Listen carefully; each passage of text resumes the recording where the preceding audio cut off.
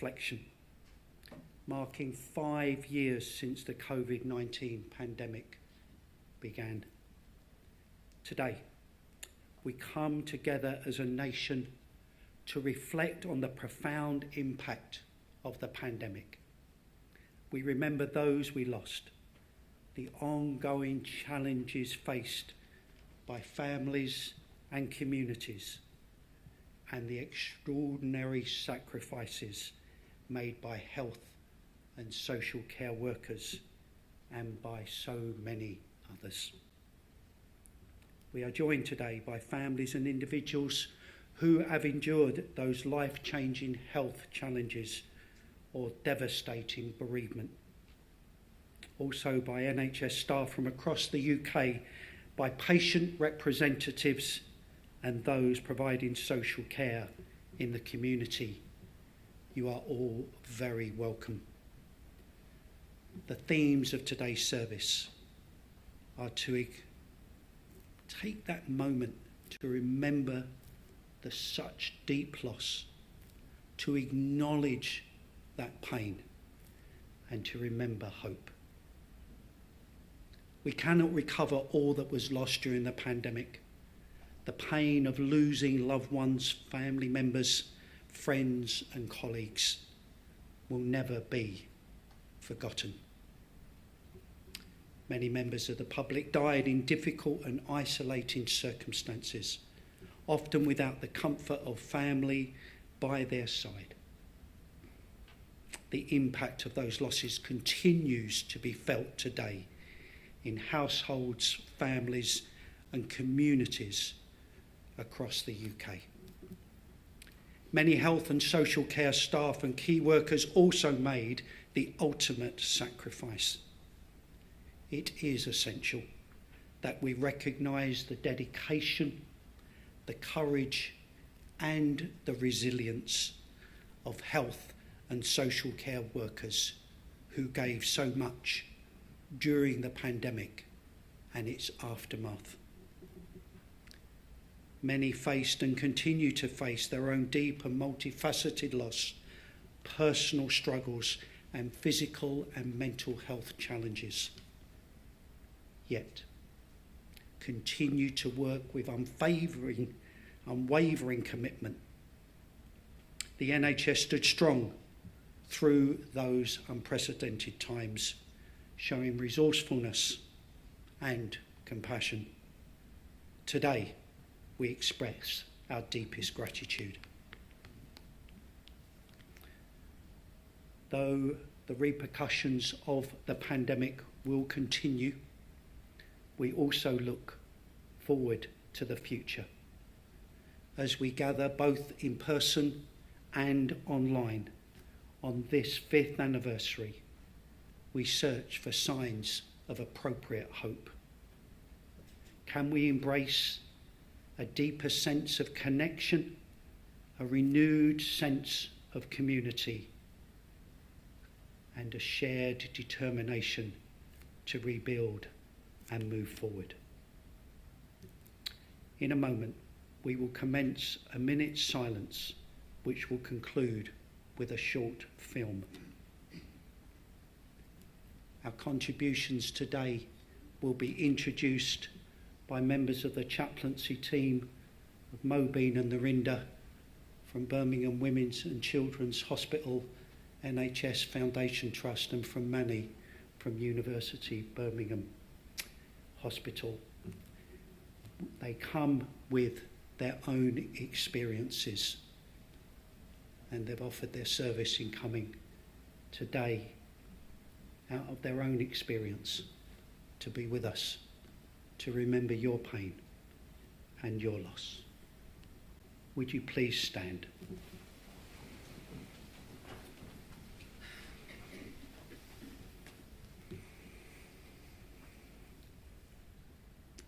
We take this time to remember.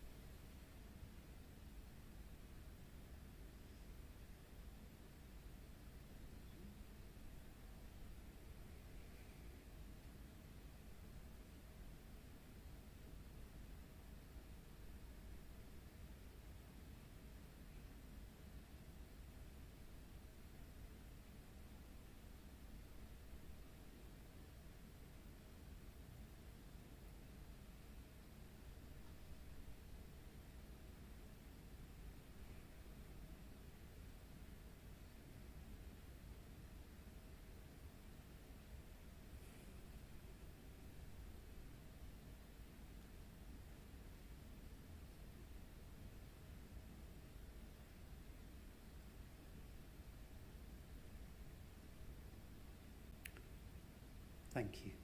Would you please be seated?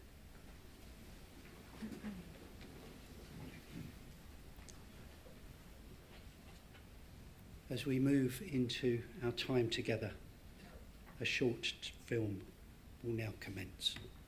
Thank you.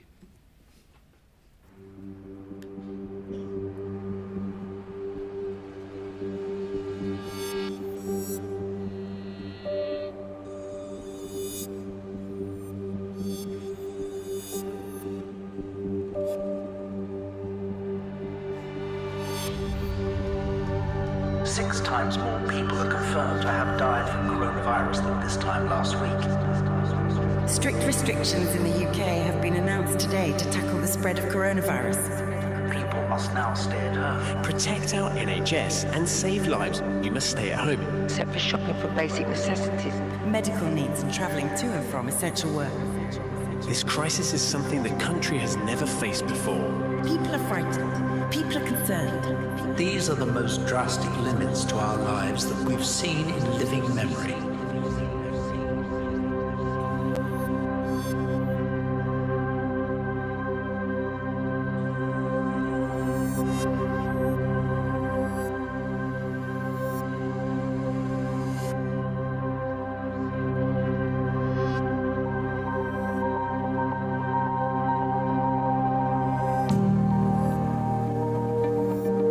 It's very easy to almost put the pandemic behind us. But there was one stage where my colleagues were in danger and they risked themselves. People seem to have forgotten how dark the days were. When I initially got COVID, when I went into hospital, I did think I was going to die. There was a lot of apprehension everywhere. All the emergency services, they worked tirelessly, so that people could get on with their lives. I was just overwhelmed by the team. You know, they gave up their time and risked their lives, and that's something that will remain with me forever, and what they did. It's now 5 years on since the COVID-19 pandemic, and a chance for all of us to remember and reflect on the lasting impact that the pandemic has had on all of us. And that's why the team at NHS Charities Together has put together this moment of reflection today. We will be thinking about those who we have tragically lost, for our families, for our communities, and for those that are continuing to feel that loss of loved ones through the pandemic. This is a moment of remembrance and reflection for them. We continue to honour everyone who made so many sacrifices for all of us, and in particular, our incredible healthcare staff, who went through the most challenging time in the NHS's history. And we remember the moment that the whole nation got behind the NHS, motivated by a heartfelt wish to look after each other and to show our incredible thanks to the NHS staff who were taking care of each of us. I'm particularly reflecting with huge gratitude to everybody who got behind the NHS, and particularly for everybody who got behind our COVID-19 urgent appeal. Whether you ran, whether you baked, whether you climbed, together you raised over £160 million. And those funds are still making an incredible difference to families, to communities, and to the NHS across the whole of the UK. And there is still so much to be done. But we have shown the power that we have when we come together as communities and the difference that we can make together. We hope that today is a chance for people to have a moment of reflection, and for those who have lost loved ones, please know that you and they are not forgotten. And today is a chance for us to stand together and to remember everybody who was lost during the pandemic.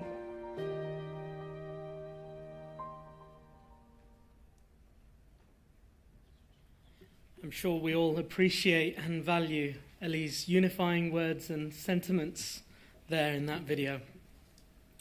As we continue our time of reflection, we now welcome actress Sophia Myles to come and read Coral by Kate Fox Robinson. Today holds personal significance for Sophia as she tragically lost her father, Peter Myles, to COVID during the pandemic. Thank you, Sophia.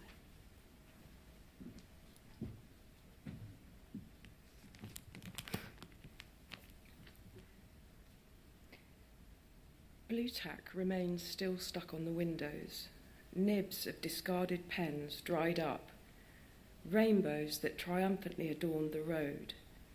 Now, only remnants of scuffed paint. Like driving over ashen memories, like flashes of what once was, like abandoned coral beds.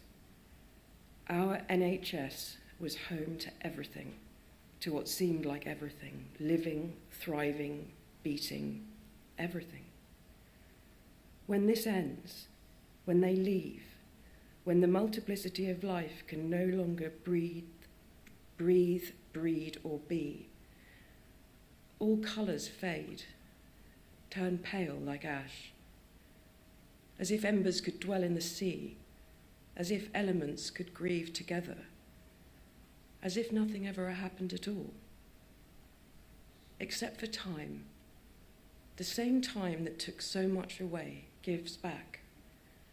The tides shift, drawing in swells of goodness, so the greys become pastels, and life dares to try, an invitation to a return of restoration. Thank you.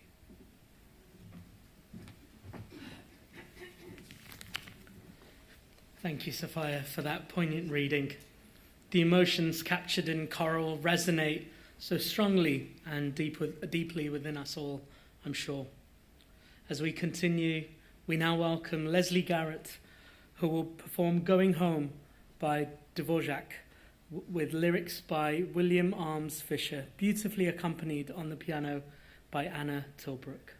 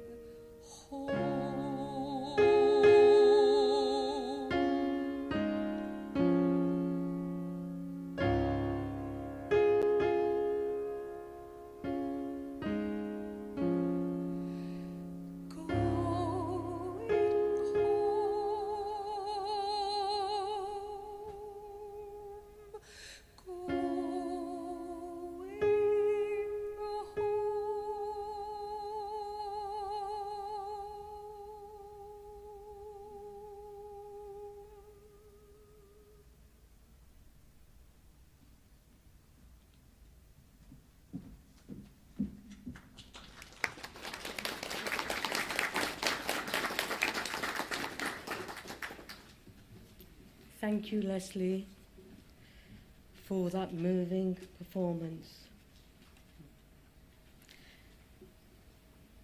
James Penny, who was hospitalised with COVID-19 in 2021, will now share his testimonial with us.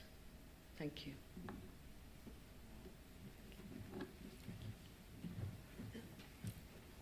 Thank you. I was just 27 when I became unwell with COVID in the summer of 2021. My brother Stephen, who also caught it, was only 26. We'd returned home from a family holiday to Devon with our parents and my wife, having previously postponed it due to the pandemic. Before we went away, I decided not to have my COVID vaccination as I wanted to be able to enjoy my holiday without worrying about experiencing any side effects. Little did I know, this would be the biggest regret of my life. Initially, only Stephen tested positive, but a day later, my test came back with the same result. Within 2 days of returning from Devon, Stephen was hospitalised due to breathing problems. I was extremely worried and started experiencing breathing issues too, as well as spacing out and not knowing where I was. Eventually, my wife Pammy, who was looking after me, called an ambulance and I was taken to hospital, where I ended up on the same ward as my brother. Being hospitalised was a huge shock to us and our family, as neither of us had any existing health problems. In fact, Stephen's one of the fittest people I know. Luckily, Stephen recovered relatively quickly and was discharged on the day of the Euro finals. I remember joking with him about how lucky he was to be able to watch it on the TV at home with family and not stuck on the ward like me. This is one of the last things I remember. The next 2 or 3 months, I had to piece together the information I've been given by nurses and my family. I quickly took a turn for the worse. My condition became so bad that the hospital called my family to ask them to prepare to say their goodbyes. They came to be by my side, but they weren't allowed to touch me. The hospital told them they had done all they could. There was one final glimmer of hope. The hospital suggested an ECMO machine, which provides cardiac and respiratory support. The hospital Royal Berks, where I was in Reading, didn't have one, but luckily there was space at Guy's and St Thomas's in London. Luckily they had space for me and I was transferred there. I truly believe it was this machine, along with the hard work and commitment of the NHS staff, that saved my life, and for that reason I will be forever grateful. I know thousands of others who sadly weren't so lucky to survive.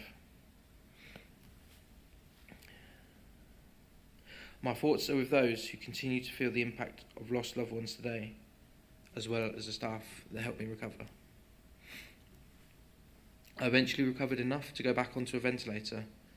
My dad was able to come visit me briefly and drop me my phone and my glasses so I could communicate with my family and my friends. I was unable to speak at the time due to having a tracheostomy, a tube in my throat, which meant I could only communicate through hand gestures and writing on a whiteboard. It was an incredibly tough and lonely time, especially being separated from my family, but the nurses did an amazing job of keeping my spirits up and keeping me positive. It was a huge relief when I was eventually moved back to my local hospital, Royal Berks, as I was able to have visitors, although I still couldn't speak. Gradually, I was weaned off the ventilators to get used to breathing by myself again. I remember the first time I was able to speak again was when I called my mum to wish her a happy birthday. She was so surprised. I initially started the conversation by just giving her a wave, and she asked me how I was, and I replied, "Oh, I'm doing really well, thanks. How are you?" And she took a moment, and she was, "Oh my God, you're speaking!" And it was honestly, it was one of the biggest moments of the entire ordeal. From then on, the nurses and physios support my recovery, which included doing a stair test where I had to walk up and down a flight of stairs without my oxygen levels being too badly affected. And eventually I was discharged, and then since coming out of hospital I've made it a mission to focus on my health a lot more. One of my friends was due to get married a week after I was discharged, and I wanted to make sure I could attend, so I was really focused on trying to get myself well enough to get out. I was really happy that I was able to attend the wedding. The same friend also encouraged me, well, actually forced me to climb the 3 peaks. So a year after I was discharged, I was able to climb Snowdon, Scaffold Pike and Ben Nevis, raising some funds for the NHS as well. As a big thank you for all the staff, the doctors and nurses and everyone who helped me to get back on my feet. To those same staff and all of those here watching today, I want to say thank you again for everything you did for patients like me at the time. Today I am blessed to have an 20-month-old son, Dylan, with my wonderful wife, Pammy, and it's because of them I'm committed to taking better care of myself and to ensure I'm around for them as long as possible. Thank you.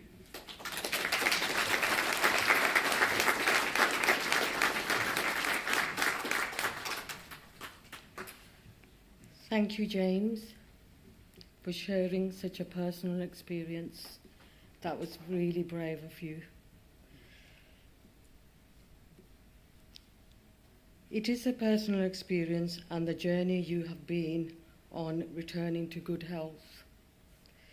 We welcome Dr. Hilary Jones to the stage.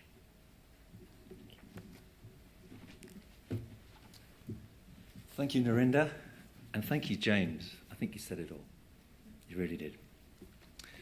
5 years ago, as a GP and medical broadcaster, it soon became obvious when stories emerged of a lethal and mysterious respiratory virus sweeping through China and Brazil, and when graphic pictures were published of patients in Italy being nursed face down in induced comas and on ventilators, that a viral pandemic of unknown origin and considerable virulence was coming our way. And very soon it did. And with terrifying speed, our hospitals became pretty much overwhelmed. Elsewhere, there was panic, confusion, and chaos. And there was also controversy, complacency, ignorance, and denial. And yet, our NHS stood firm, resolute in the face of adversity, looking after its patients, as it always has done for the last 75 years and more. The NHS is often described as a beloved national institution, but the NHS is nothing without its incredible staff, a collegiate team, including not just doctors, nurses, physios, occupational therapists, paramedics and care workers, but so many other departments as well, such as virologists, vaccine manufacturers and volunteers. All of us embark on our careers because we care about people. We want to make a difference. But we rarely expect that this role might expose us to acute and chronic ill health or even to premature death itself. So much about COVID-19 was unknown. It was readily transmissible, that much was evident, but its impact on individuals was often random, unpredictable, and, as we all came to realise, very often fatal. Our NHS teams carried on regardless of the risks. They were heroes, applauded on a Thursday evening on doorsteps up and down the country, whilst shamefully they were still being abused by a small minority on their way to work or subject to death threats just for doing their duty. I feel privileged and honoured to be present here today in this most appropriate and inspiring place. I'm in awe of the professionalism, altruism, dedication and courage of all those touched by the devastation of the pandemic and all those who made the ultimate sacrifice in the simple and selfless pursuit of just looking after their patients. Rebecca O'Dwyer is the lead nurse and joint clinical lead for one of those NHS trusts that were most affected by COVID-19. Her testimonial shines a light on the incredible things they achieved and how they did it. Rebecca.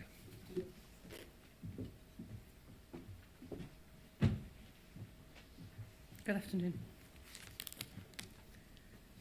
Today, as we mark the 5th anniversary of the COVID-19 pandemic, we pause to reflect, remember our patients, and honour the courage and resilience displayed by our healthcare heroes.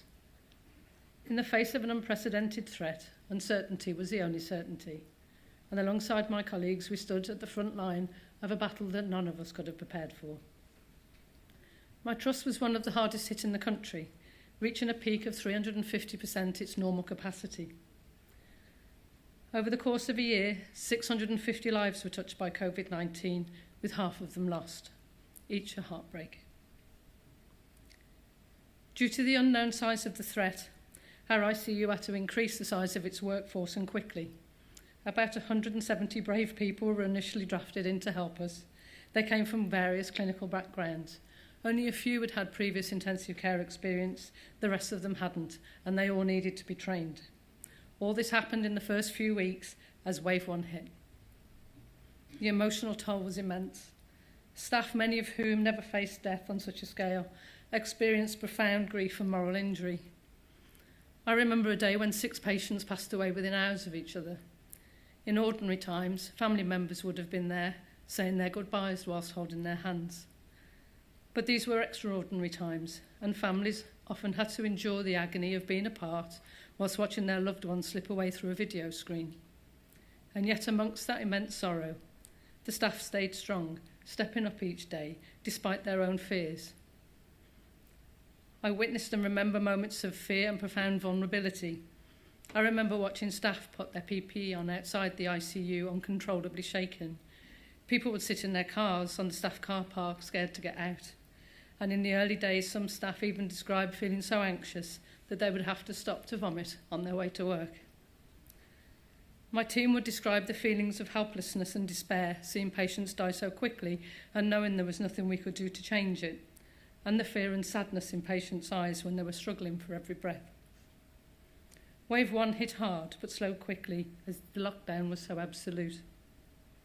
Over the late summer and autumn, I had to work from home as I'd seriously damaged my back. I had spinal surgery in October, but felt the guilt of not being on site with my team, and I returned to work driven by the need to protect them so we could care for our patients.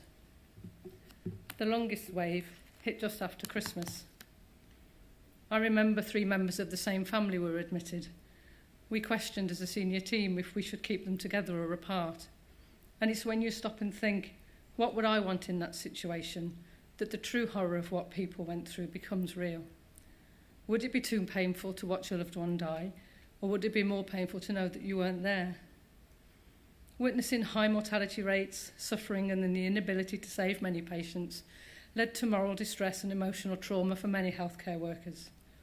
To support our staff, the ICU team arranged a series of wellbeing days, and we invited some of our survivors and their families so that they could come and share their stories and experiences, and this had a positive impact on many of our staff. One patient's mother came and discussed her experience of her 20-year-old son who was admitted to our intensive care. Staff would contact his mum daily to update her on the progress. She lived near the hospital and she could see it from her house. She described the distress of being so close but not being able to be with him. And she also described the comfort that she felt knowing he was being so well cared for, and she often said that she felt that the staff loved him. Sometimes she wouldn't want to answer our calls in case it was bad news again, or in case she was going to be called to come and say her final goodbye. But miraculously, he started to improve and eventually he opened his eyes. The staff called his mum on the iPad, and when she answered, they turned it around so she could see him smiling back at her. There was an audible scream of delight from his mum. It was a touching moment that gave reassurance to the staff that all they had done during COVID had been worthwhile. It's important to remember that COVID-19 affected not just patients and their families, but also the staff that cared for them. PTSD, suicidal ideation, and severe stress all took their toll. And some in the line of duty paid the ultimate price. But in the midst of this crisis, the community rallied behind its healthcare workers. They weren't just providers of care, they were family, and they carried each other through.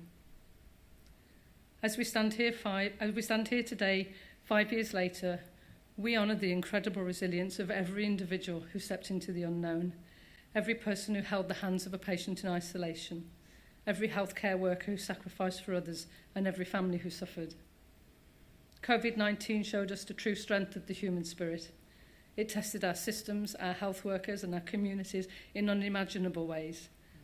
But it also revealed something else, the profound and unwavering courage of those who serve, heal and protect. Let us take a moment to reflect on all we've lost, but also in what we've gained in terms of love, sacrifice, resilience. We honour the memories of those who didn't survive, and we stand with those who carry the scars, both seen and unseen, of this unimaginable time. Thank you to every healthcare worker, every volunteer, and every person who stepped up. Your strength, compassion, and dedication will never be forgotten. Thank you.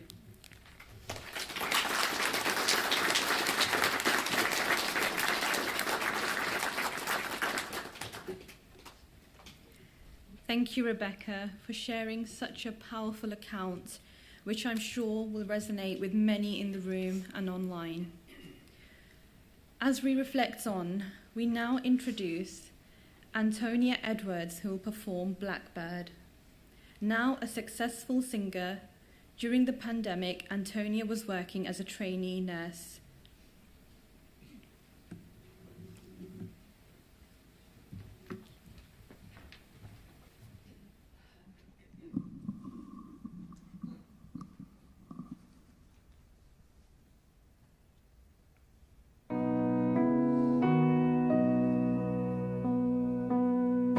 Singing in the dead of night. Take these broken wings and learn to fly. All your life, you were only waiting for this moment to rise.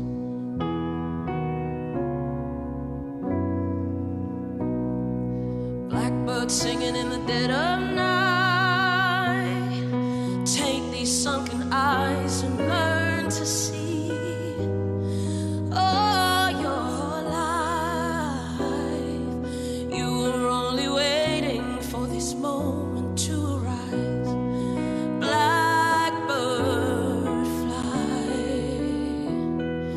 blackbird fly into the light of a dark black sky.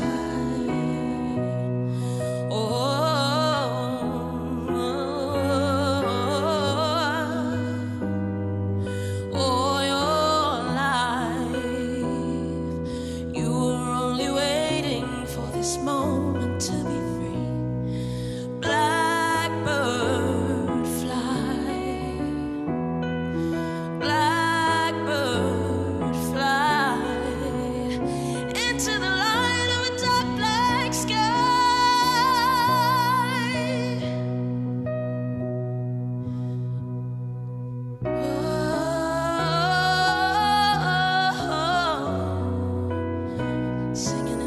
moment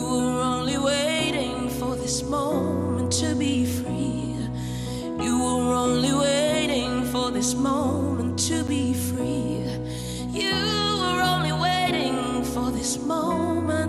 be free.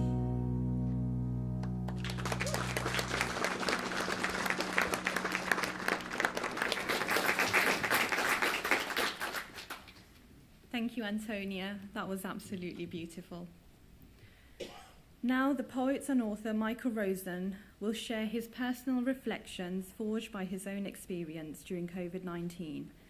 Michael will also share some new writing, a poem called We Remember, that he has written especially to commemorate today's milestones.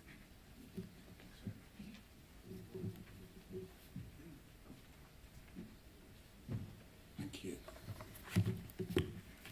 Thanks very much. I'm only standing here because NHS health workers saved my life and then helped me to learn how to stand up and to walk again. In late March 2020, I was ill in bed, saying to my wife Emma, who's here today, I can't get enough air, I can't catch up. Could she open the window? She said, the window is open. In the end, she gets so worried, she calls a friend of ours who's a neighbour and a doctor, Dr. Katie Emile. She comes over with something we've never seen before, and Emma clips it onto my finger. It's an oximeter. Dr. Katie asks Emma what the reading is. Emma says 58. That'll be the pulse, Katie says. What's the other reading? No, Emma says, the pulse is 112, 58 is the reading. Katie says, get Michael downstairs, take him to the hospital. I'll ring ahead. There's no time to wait for an ambulance. Later, Katie says she had never seen anyone still conscious with a SAT reading of 58. Emma drives me to the hospital. As I'm bundled out of the car, I'm too weak to look round and say goodbye. I thrive for a week, but then I'm taken to a room and a doctor is saying to me, would I sign a piece of paper that will allow them to put me to sleep? I say, will I wake up? The doctor says, you've got a 50-50 chance. And I say, and if I don't sign? And he says 0. So I sign. I hear later that I was in an induced coma for 42 days. I wouldn't wake up. The consultant thinks I'm brain dead. But he and Emma cook up the idea that she could come in. She holds my hand and plays recordings of our children in my ear. I react to this. I wave my arm. When I'm wheeled back to the ward, the consultant says that I didn't stop talking. That was the game changer, he says. I don't remember any of this. I am confused. Someone is by my bed saying I was intubated. I think she means incubated. After all, I do feel cold. Someone says I've been ventilated, and I think that's good because that's like when I asked Emma to open the window. Someone says I've been in intensive care, and I think that means that I've been cared for intensively. 2 guys from Liverpool come to my bedside and say that they're going to get me to walk. They lever me out of the bed and I collapse onto the floor. Emma says that I'm going to a rehab hospital. There they take me to the gym and they teach me how to stand up from a chair. Hands behind, nose over toes, up. Hands behind, nose over toes, up. A doctor tells me that I have 3 blood clots in my lungs. I say, should I worry? He says, no, you'll probably digest them. I'm given a stick. I love the stick. I call it Sticky McStick Stick. Then a physiotherapist says, Michael, you're becoming stick reliant. So I try walking without the stick. I think I'm going to try to get from my bed to the toilet without the stick to get me there. Inside my head, I sing, search for the hero inside yourself. When I sit on the loo, I wonder how many people in the world have got themselves to the loo by singing, search for the hero inside yourself. I say to Emma, the physiotherapist, not my wife, that I don't think I'll ever stand in front of 500 children and do a live show again. She says, you don't know that. Maybe you will. I go home in an ambulance and my family have pinned up a welcome home sign. When I go to the shops, people say, you're alive. I say, are you sure? I think, I can't see out of my left eye, I can't hear with my left ear, and my toes are numb, but I am here. My grown-up son's come over to take the dad for a walk. I don't have a lead, I don't run off, and I don't sniff other dads. After a few months, I do a show for 500 children at the South Bank in London. I sign books. A woman with her children stands in front of me. She says, it's me. I look. It's Emma, the physiotherapist. I'm now going to do a poem, and I hope you can join in with it. It's just, we remember. So I will say things, and then you say we remember. So it goes like this. Coughing and coughing, gasping for air, we remember. Empty streets, no cars anywhere. We remember. Curry with no flavour, pizza with no taste. Empty days, time to waste. Running out of tests and masks. What is this Zoom thing, someone asks? How many feet are we standing apart? A pain in the chest, a pain in the heart. Children in their rooms all day. Will we never get away? The unprotected driver of the bus. Nurses checking, testing us. nurses wearing clinical waste bags, people leaving without their name tags, freezing cold then helplessly hot, blood thinners and blood clots, the face we'll never see again, a mind chasing grief and pain, the risks you took for working on and on, the fatigue and strain have never gone, the wards too hot in the June weather, medics in teams working together, the endless beeps of drips and machines, the news they'd invented a vaccine, those we met, the paths we crossed, those who went, those we lost, the lives of those who fell or faltered, the lives of those forever altered. Thank you.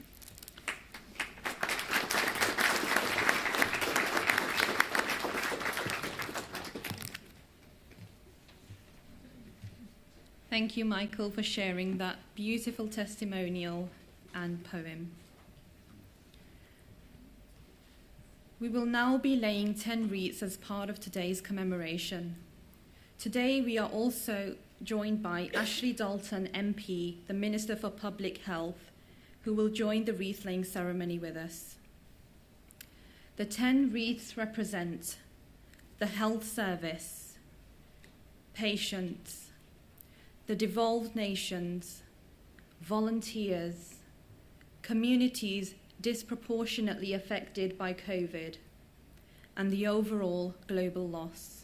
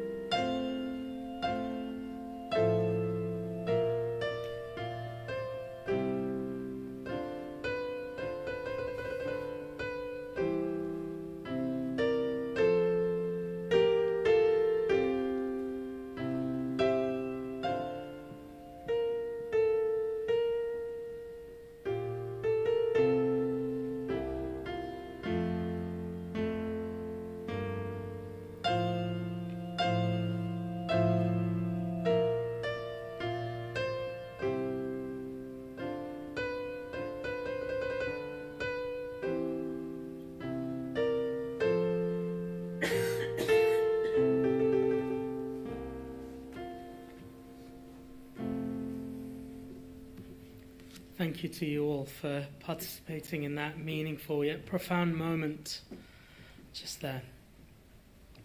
I'd like to invite forward Karen Bonner, Regional Chief Nurse of NHS England, to now read our final poem contributed by David Buck for today's service.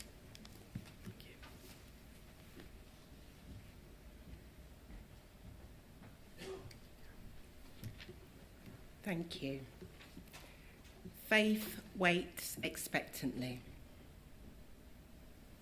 The world will be different when we have learned again to touch and feel and hold. When what the shadows of anxiety and fear have taught us has birthed in light. When virtual is a place we choose not to go because real is truth.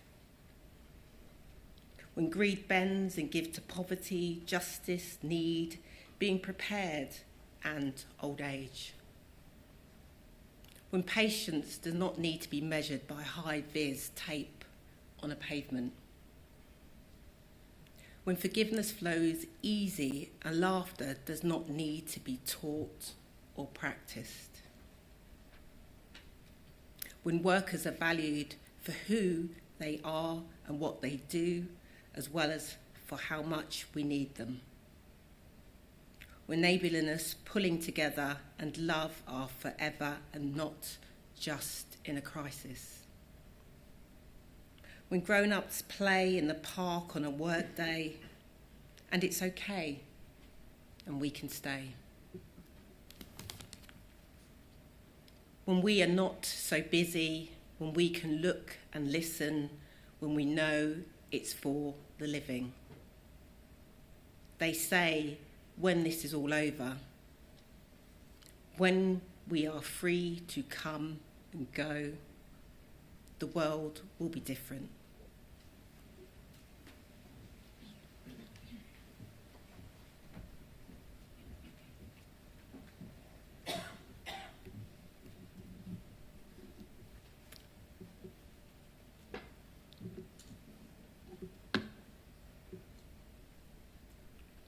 Thank you, Karen, for such a beautiful reading.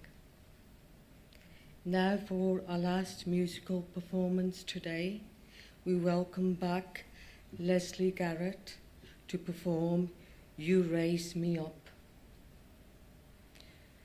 Once more accompanied by Anna Tilbrook, we extend a special thank you to all the musicians who have accompanied our service so beautifully today.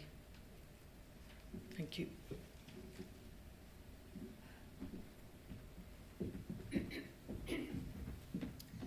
Before I sing this final song, I just wanted to explain my personal connection to this event.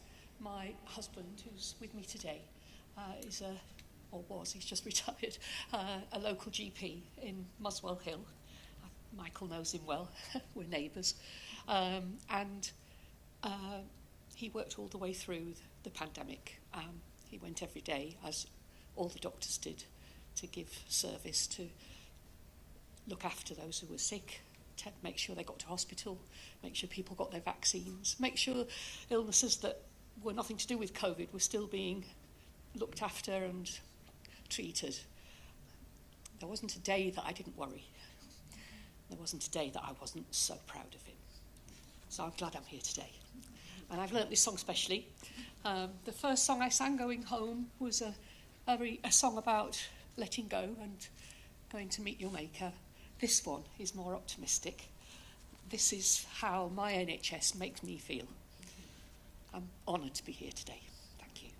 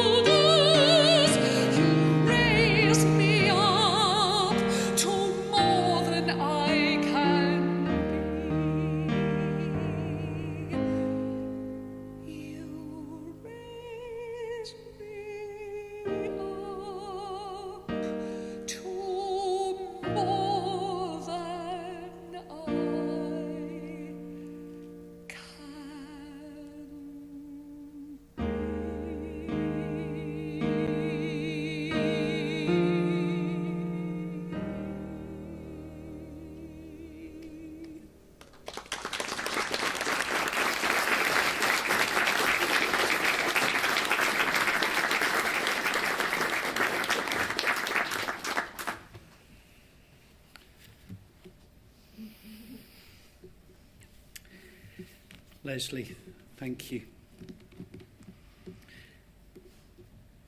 You capture for us with Antonia and with all our contributions today. I hope that we've all been able to find something that we've resonated and connected with in our journey this past 5 years. And we have been blessed by your personal reflections. And we hope that we find something to help take away, to help continue to raise ourselves up and each other. So thank you all for taking part. Thank you for all of your contributions. Thank you for joining with us online. And as we come to a close to mark this day of reflection 5 years on, we are committed to carry on remembering the memories of those we have lost, those who are still in pain, and find that connection from all those things that have been shared today, that we will find not just resilience, but a resourcefulness within ourselves and from each other.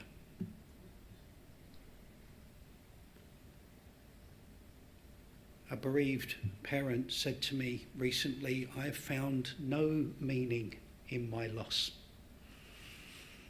And it was very sobering, because in my world, within spirituality, meaning making is supposed to be at least half of what we're trying to do, along with connectivity. And it was in that moment we completely transformed our service, and we stopped trying to support people in meaning making, but sought to help and support people in moments of meaning and meaningful moments. And I think that's what we've done today, of those meaningful moments and moments of meaning in all of your expressions. And we thank you. And so we acknowledge the continued loss of those who live with illness and bereavement. We pay special tribute to the health and social care workers who have given so much. Your dedication has saved lives, as we have heard today, and your sacrifices will not be forgotten. You still continue to work under enormous pressure, and yet you continue to put patients before yourselves, offering care, comfort and courage. We continue to owe you our deepest gratitude today and always. One of our mantras that we have, if you ever get an email from me, at the bottom it says, "Self-care is never selfish." Please all take that away with you today. And as we said, we continue to hold in our hearts all the bereaved families have endured in unimaginable loss, with those in the wider community who continue to face hardship and adversity. We acknowledge the pain and the sacrifices of the past 5 years and recognise the effects of the pandemic are still with us. Yet in this moment of a small, quiet, newborn voice, in this moment, we come to look to that future with an appropriate hope, not a false hope. That's one of the most unkind things, an appropriate hope of what we can expect, because we will continue to bring kindness, togetherness and remembrance as we continue to heal and rebuild. And so it is our hope that we leave today with a greater anticipation of the connectedness that we feel with one another, of all that we have shared together, and a commitment to support those who are still struggling, and a promise to honour those we have lost.